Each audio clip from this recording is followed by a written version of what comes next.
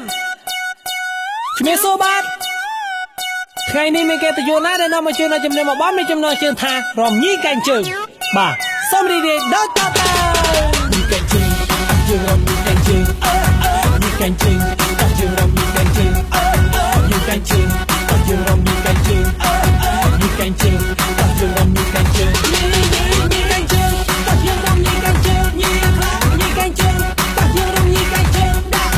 ញីកែងជើងជើងរំញីកែងជើងញីកែងជើងជើងរំញីកែងជើងនេះក្បាច់រងសំទៅបកកើតបីឆាប់ចូលញីមកខ្ញុំយើងញីឲ្យហុយដីញីសប្បាយយើងញីទាំងប្រុសញីទាំងស្រីនឹងឈរទៅអីបែកចាំញីភ្លាមមកបែកតោះរឿងសប្បាយទៅចិត្តលើខ្ញុំពពួកញ៉ាំគុំទៅរងធំបាខ្ញុំបបួលទាំងក្មេងក៏បបួលទាំងចាស់ទៅរងធំបាបងសាឡាឡាខ្ញុំរងខ្ញុំវងឲ្យតែពេលណាខ្ញុំញីកែងជើង